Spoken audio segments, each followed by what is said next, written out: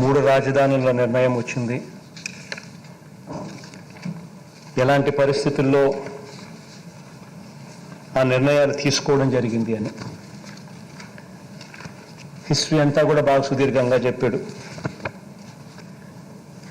1953 నుంచి 1956 దాకా ఆంధ్ర రాష్ట్రానికి రాజధానిగా కర్నూలు ఉండేది. ఆ రోజుల్లో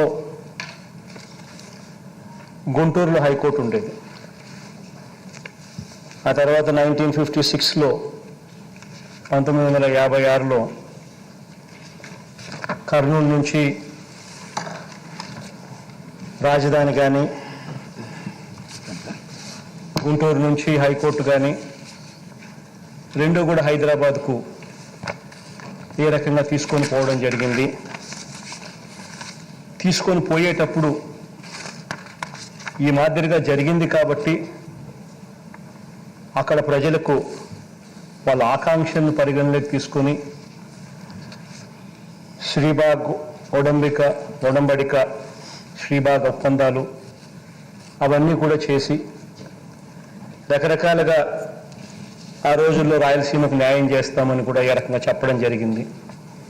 ఇవన్నీ కూడా చాలా సుదీర్ఘంగా జరిగిన తన ప్రస్తావనలో రాజా వివరించడం కూడా జరిగింది.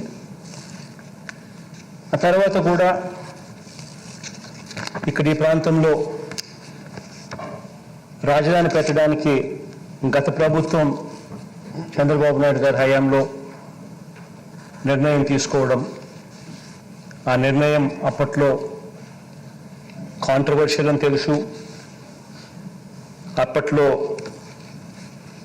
అన్ని రకాలుగా అన్ని శ్రీకృష్ణ కమిటీ నివేదికను ఉల్లంఘించి చేసింది అని కూడా తెలుసు.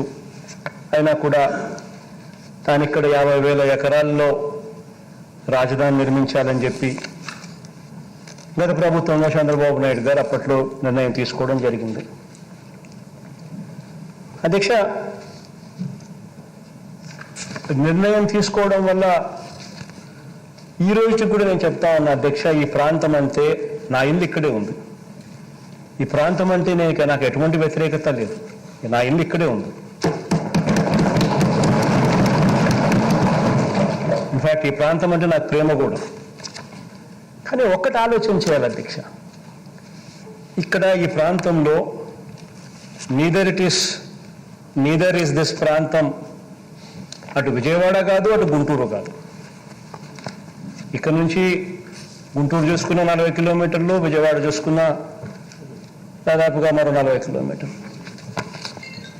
ఇక్కడ ఉట్టి బేసిక్ ఇన్ఫ్రాస్ట్రక్చర్, నేను ఇంకేమీ మాట్లాడడంలో, రోడ్లు, కరెంటు, డ్రైనేజు, ఇటువంటి బేసిక్ ఇన్ఫ్రాస్ట్రక్చర్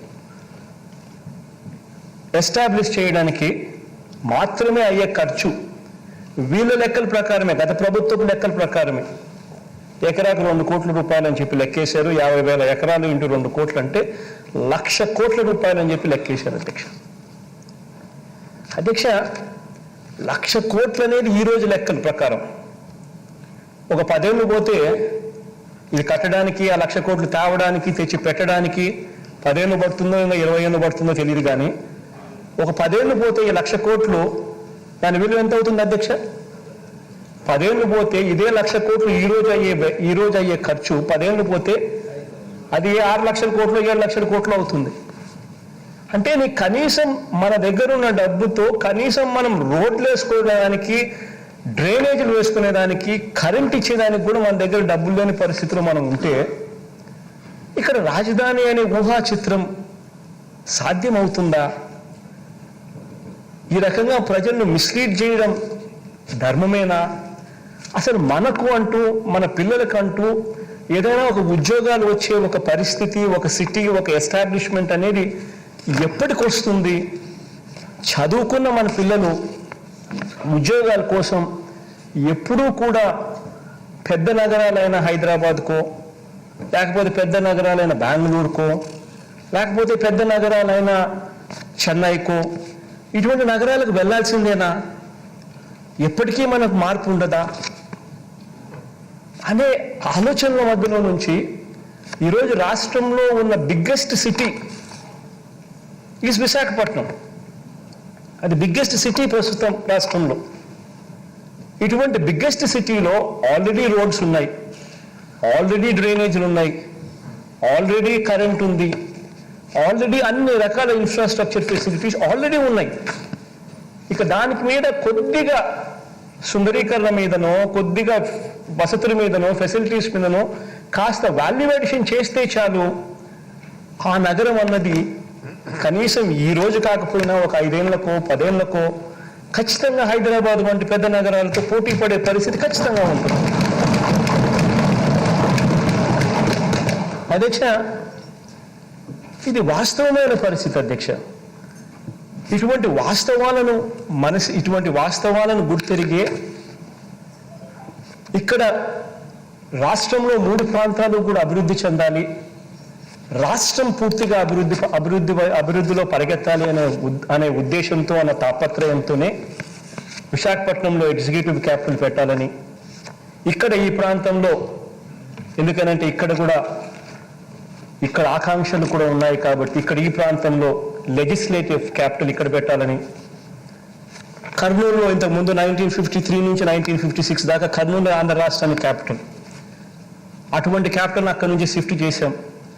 వాళ్ళ ఆకాంక్షలు కూడా ఉన్నాయి అప్పటి నుంచి, వాళ్ళ ఆకాంక్షలను కూడా పరిగణలోకి తీసుకుని వాళ్ళకు మంచి చేయాలనే ఉద్దేశంతో అక్కడ హైకోర్టు పెట్టాలని, జ్యుడిషియల్ క్యాపిటల్ కర్నూలులో పెట్టాలని, 3 ప్రాంత ప్రజలకు కూడా అన్ని రకాలుగా డీసెంట్రలైజేషన్ ద్వారా మంచి జరిగించాలి అనే తాపత్రయంతో అడుగులు ముందుకు వేశాం అధ్యక్ష.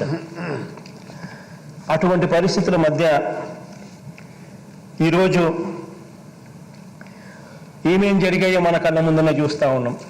ఈ దాదాపుగా ఈ 1.5 సంవత్సరం 2 సంవత్సరాలుగా ఈ ఆలోచన మనం చేసినప్పటి రోజు నుంచి చూస్తే ఈ 2 సంవత్సరాలు 1.5 సంవత్సర కాలంలో రకరకాలుగా దీన్ని వక్రీకరిస్తూ, రకరకాలుగా దీన్ని ట్విస్ట్ చేస్తూ, రకరకాలుగా అపోహలు క్రియేట్ చేస్తూ, రకరకాలుగా న్యాయపరమైన చిక్కులు క్రియేట్ చేస్తూ రకరకాలుగా దీనిని తీసుకొని పోతా ఉన్నారు అధ్యక్ష.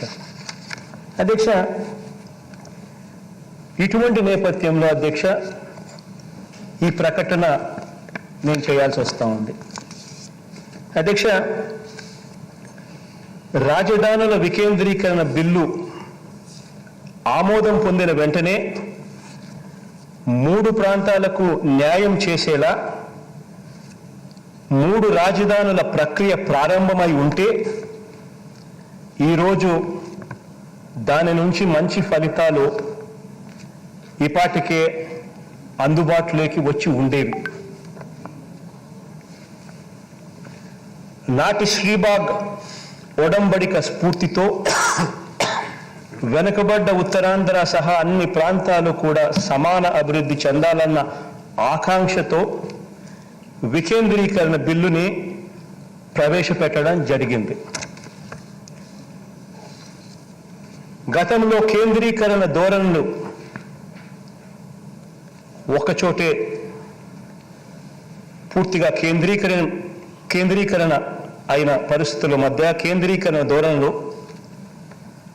ప్రజలు ఎంతగా వ్యతిరేకించారో 2019 సార్వత్రిక ఎన్నికల్లో ప్రజలిచ్చిన తీర్పు ద్వారా ప్రస్ఫుటంగా వ్యక్తమైంది.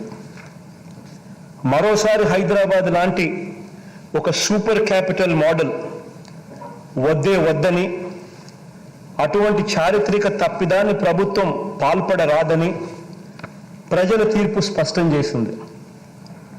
కాబట్టే వికేంద్రీకరణ సరైన విధానం అన్నది బలంగా నమ్మి అడుగులు ముందుకు వేశాం అధ్యక్ష. అన్ని ప్రాంతాలు, అన్ని కులాలు, అన్ని మతాలు, వీరందరి ఆశలు, ఆకాంక్షలు ప్రభుత్వం పరిగణనలోకి తీసుకుంది కాబట్టే, వాటిని ఆవిష్కరించింది కాబట్టే మన ప్రభుత్వాన్ని గడిచిన ఈ 2.5 సంవత్సర కాలంలో జరిగిన ఏ ఎన్నికలను తీసుకున్నా కూడా ప్రజలు మనసారా దీవిస్తూ వచ్చారు ఈ ప్రభుత్వాన్ని.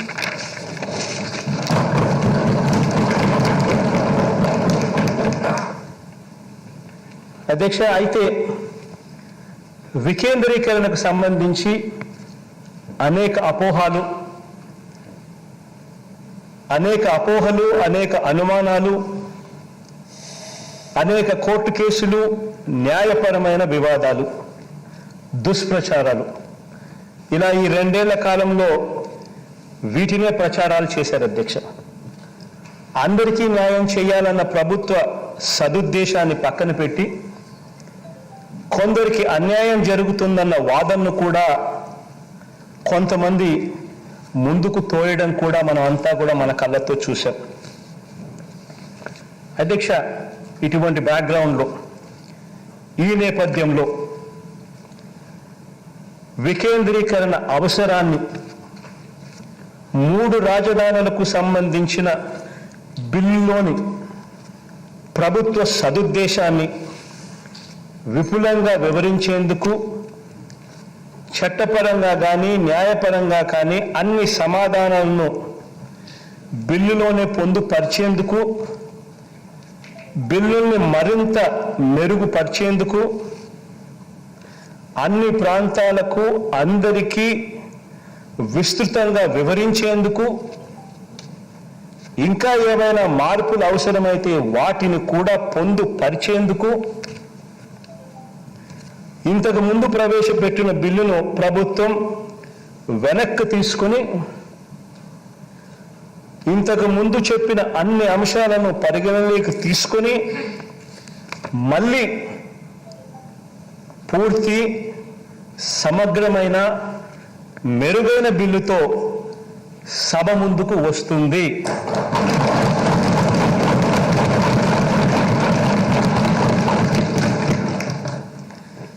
విస్తృత, విశాల ప్రజా ప్రయోజనాలను కాపాడేందుకే ఈ నిర్ణయం తీసుకుంటా ఉన్నాం అధ్యక్ష. Subscribe Social Post. Please subscribe to Social Post. Please subscribe to Social Post. Please subscribe Social Post.